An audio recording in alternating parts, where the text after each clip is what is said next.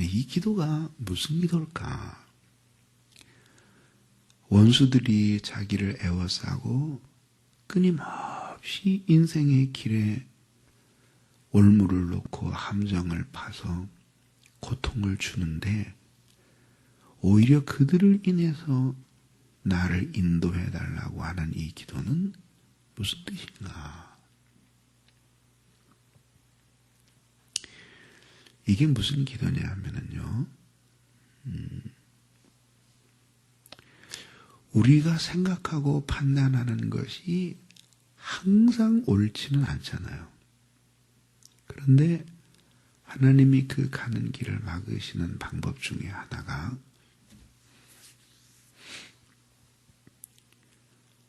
우리의 뜻대로 그 길을 가지 못하도록 막으시는 방법 중에 하나가 우리를 미워하는 사람들을 사용하시는 거예요.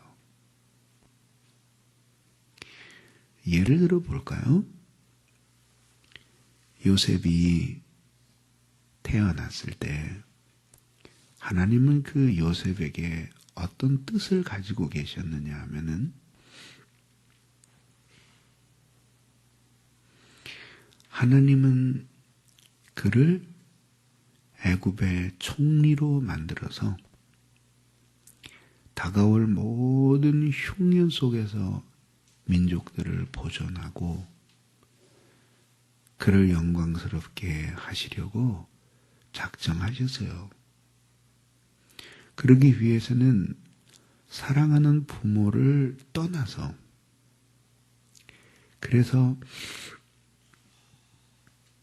애굽으로 가야 했는데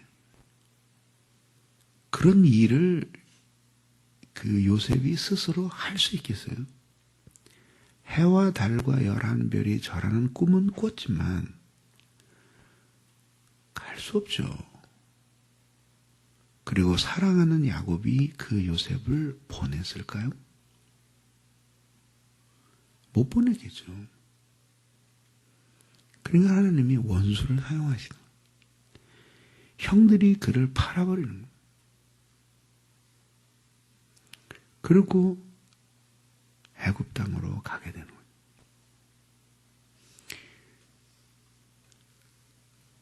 거기서도 충성스럽게 봉사했잖아요. 근데 그 아주 간교한 여자 보디발의 아내를 만나게 되는 거예요. 그래서 그 아내로 말미암아서 감옥에 들어가게 돼요.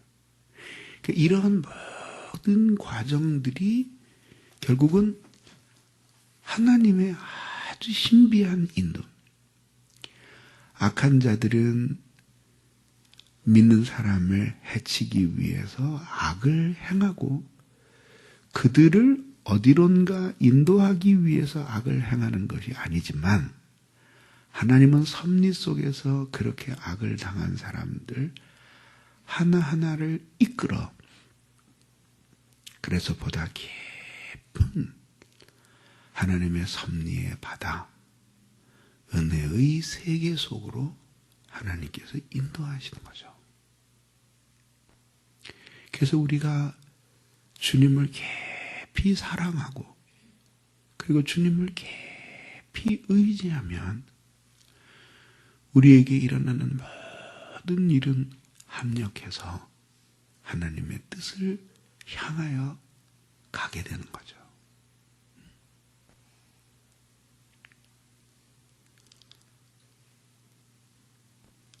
악인들이 자기를 괴롭히는 것을 인해서 괴로워하면서 하나님 앞에 얼마나 많이 부르짖었어요. 그죠? 그런데 그렇게 하나님 앞에 많이 부르짖었지만 결국에 가서는 그 악인들의 그 악을 인해서 하나님이 나를 인도해 주시옵소서. 그 하나님 앞에 기도하는 거죠. 우리의 인생에는 이런 일들이 비일비재로 많이 일어나요. 그래서 어떤 때는 하나님이 우리에게 미리 우리의 가는 길, 우리의 나아갈 바 주님이 미리 보여주시지만 어떤 때는 안 보여주시죠. 보여주시질 않으셔요. 그러니까 그때는 모르는 거죠. 그러니까 그때는 잘 몰라요. 그런데 믿음으로 살면 하나님이 그 길로 우리를 인도해 주시는 거죠. 그래서 우리가 좀 더 넓게 생각해 보면 우리에게 고통을 주고 악을 행하고 우리의 심령에 깊은 아픔을 주고 심지어는 우리를 모략하고 비난하고 우리에게 견디기 힘든 괴로움을 주는 사람들조차도 하나님이 우둔한 우리를 잘 깨우쳐서 그래서 당신이 원하시는 길로 가게 하는 훌륭한 하나님의 도구야. 그래서 성경에는 악인도 각각 자기의 날에 하나님께 쓰임을 받기 위해서 하나님께서는 두셨다고 가르치는 거죠.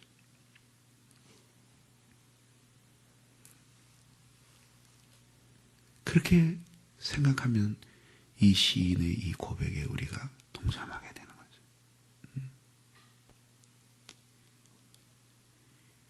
이 풍랑이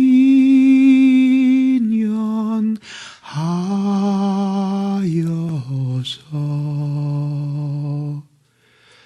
더 빨리 갑니다.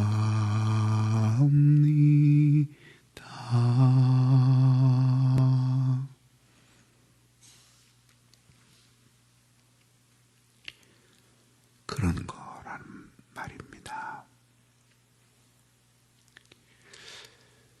그런데 이제 이 시인이 두 번째로 하나님 앞에 간절히 호소하는 바가 있어요. 그게 뭐냐면은 자기의 생명을 빼앗지 못하게 해달라고. 그래서 뭐라 그러냐면은 내 생명을 내 대적의 뜻에 맡기지 마소서. 위증자와 악을 토하는 자가 일어나 나를 치려함이니이다. 내 생명을 내 대적의 뜻에 맡기지 마소서.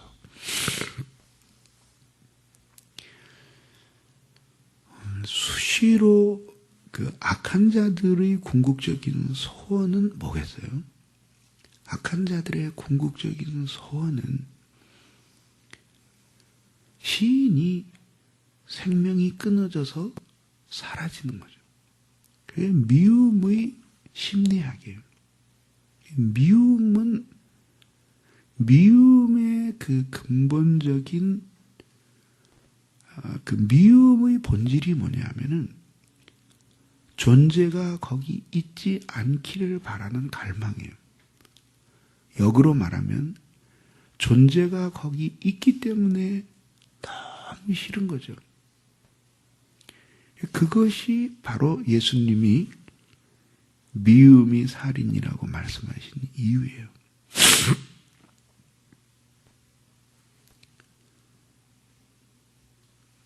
그 대적들의 궁극적인 목표는 이 시인에게서 생명을 끊어버리는 거죠. 대적자들의 궁극적인 목표는 이 시인에게서 생명을 끊어버리는 거예요. 그것이 목표예요. 생명을 끊어버리는 것이 목표인데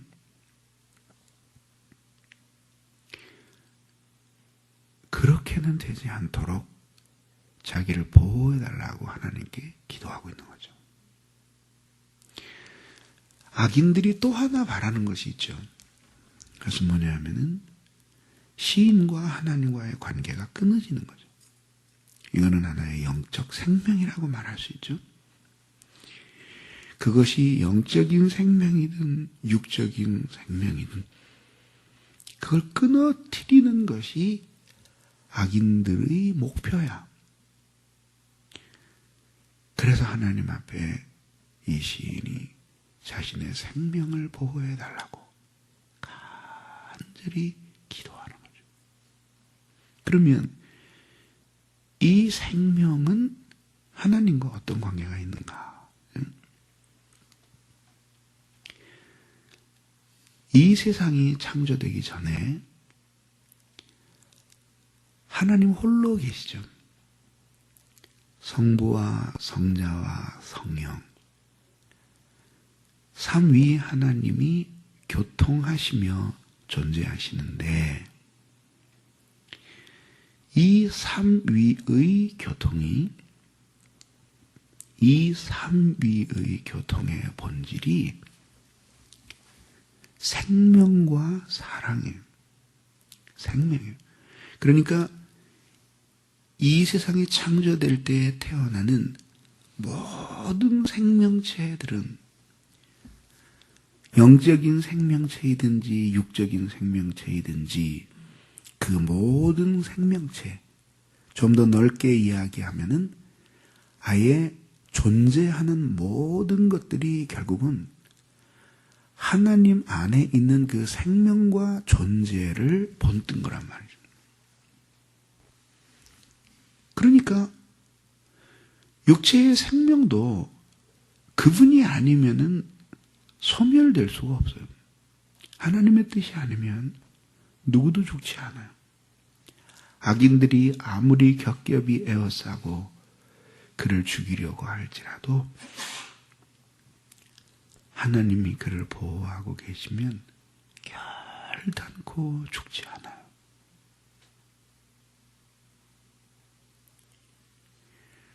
영적인 생명들의 경우에야 더 말할 필요가 없죠. 그죠?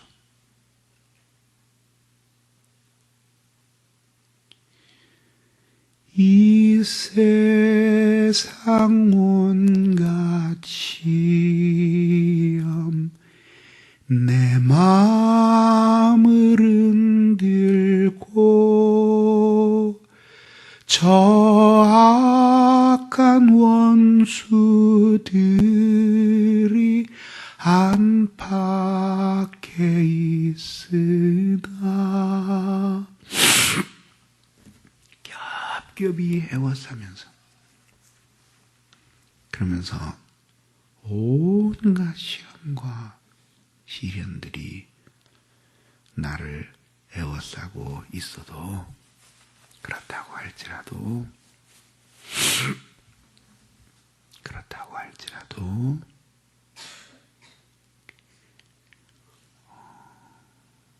그렇다고 할지라도 온갖 시험이 에워싸고 있다고 할지라도 내가 하나님과 올바른 관계를 가지면 주님이 끊임없는 생명을 우리의 영혼 속에 부어주시고 그래서 그 사랑에 감격하고 감사하며 시련과 고난을 이기며 살아가게 만들어주시는 거죠.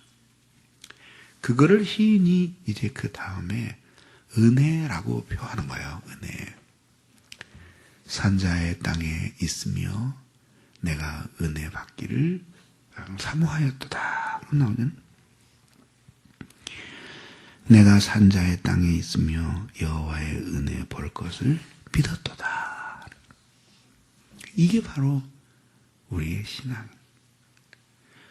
이 세상 온갖 시험이 나를 흔들고 많은 고난과 괴로움이 있어도 내가 주님을 꼭 붙들고 그 생명의 은혜를 힘입어서 살아갈 것이다. 그러면서 하나님 앞에 나아가는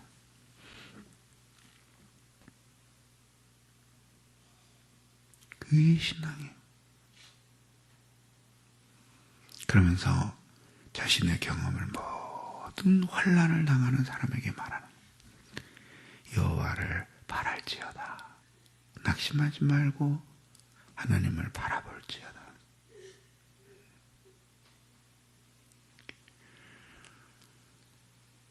낙심은 하나님을 향한 원망을 반드시 포함해요. 그리고 사람에 대한 미움을 반드시 포함해요. 그렇게 해서는 그 사람의 영혼이 자유할 수가 없는 거예요. 그래서 속으로 자기 자신을 계속 죽이는 거예요. 그러면 어떻게 돼요? 하나님의 생명을 자기 스스로 계속 퍼내는 거예요. 그러면 죽는 거죠.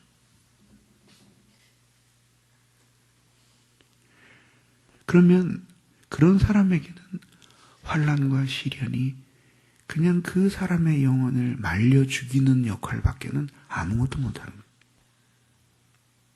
그런데 오히려 그 속에서 그렇구나. 이 세상은 이런 거구나. 끊임없이 나를 배반하고 나를 버리는 곳이 이 세상이구나. 그러면서 주님을 앙망하면서 살아갈 때, 그때 마음 깊은 곳에서 생명이, 은혜가 가져다주는 생명이 우리 안에 역사하는. 그래서 이 은혜는 하나님의 사랑의 가마인 동시에 생명의 가마야. 그래서 그 생명의 은혜를 통해서 우리 속에 확 부어지는 것 같아요. 그래서 환난과 시련을 당하는 사람들도 이 은혜를 받으면 짓밟히는 자 같으나 다시 일어서는 자요. 버림받은 자 같으나 그러나 하나님의 도우심을 입는 자로 나타나는 거예요. 그래서 주님을 꼭 붙들고 어떠한 시련이나 환난 속에서 하나님을 의지하면서 매일매일 살아가는 거예요. 이게 바로 신앙이에요. 기도합시다. 고마우신 하나님 감사합니다. 부족한 저희들을 지켜주시고 오늘 이 시간에도 아버지 앞에 간구하고 기도하게 해주시니 감사합니다. 신실하신 하나님 아버지, 오늘도 저희와 함께 해주시옵소서. 우리들이 약합니다. 주님의 생명과 사랑이 필요합니다. 우리에게 이것들을 부어주셔서 바랄 수 없는 중에 주님을 바라게 하시며 이길 수 없는 고난 가운데서 저희들이 극복할 수 있도록 힘을 주시옵소서. 예수님의 이름으로 간절히 기도하옵나이다.